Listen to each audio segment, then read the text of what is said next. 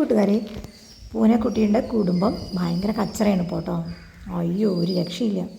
ഉച്ചയ്ക്കായാലും പൂനെക്കുട്ടീനെ എവിടെയും കിടത്താനും സമ്മതിക്കില്ല. ഒരു കച്ചറ ഫാമിലിയാണ് ഇപ്പോൾ ഇവർ. അടിയാണെങ്കിൽ അടി, ഇടിയാണെങ്കിൽ ഇടി. ഡൈനിങ് ടേബിൾ അടക്കം അടിച്ച് പൊളിക്കുന്നതൊന്ന്. ഈ പാണ്ടൻ ഭയങ്കര കേമനാണ്. ഇവനാണെങ്കിൽ കണ്ടോ, നിർത്തി കിടത്തി എല്ലാ ഇടിയും കുത്തും തല്ലും ഒക്കെയാണ്. എനിക്കാണെങ്കിൽ ഒരു സ്വൈര്യം തരില്ല. ഞാൻ എവിടെ നിന്നാലും എന്നെ സ്വൈര്യം കെടുത്തിക്കൊണ്ടേയിരിക്കുകയാണ്. ഇതുണ്ടോ, അയ്യോ, ഒരു രക്ഷയില്ല. അപ്പോൾ ഞാനൊരു വീഡിയോ എടുക്കാമെന്ന് വിചാരിച്ചു. ഇവരുടെ കളിയാണ് കേട്ടോ. സത്യത്തിൽ പറഞ്ഞാൽ ഇത് കളിയാണ്, കുഞ്ഞു കുട്ടികളുണ്ടാവുന്ന കുസൃതി കളിയാണിത്. പക്ഷെ ഞാനത് അടി രൂപത്തിൽ പറഞ്ഞത് മാത്രം.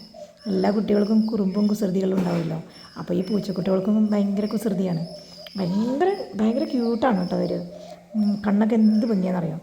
അപ്പോൾ ഇപ്പോൾ ആ പൂനെ വിചാരിക്കണ്ടാവും, ഇങ്ങനെ 2 മക്കളുണ്ടായത് കൊണ്ട് എനിക്കിപ്പോൾ എവിടെയും കിടക്കാൻ പറ്റില്ല എന്നുള്ള മട്ടിലാണ് അവൾ കിടക്കണത് കേട്ടോ.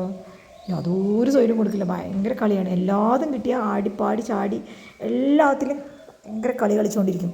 രസമാണ് കേട്ടോ ഇവരുടെ കഥ പറഞ്ഞു കഴിഞ്ഞാലും കാര്യം പറഞ്ഞാലും ഭയങ്കര രസമാണ്. എനിക്കാണെങ്കിൽ ഭയങ്കര ഇഷ്ടമാണ്. നല്ല രസമാണ്. കണ്ടോ, എന്തെങ്കിലും ഒരു സാധനം കിട്ടിയാൽ മതി അതിൻ്റെ മറവിലൊളിവിലിരുന്ന് കളിക്കാനാണ് അവൾക്ക് ഭയങ്കര ഇഷ്ടം.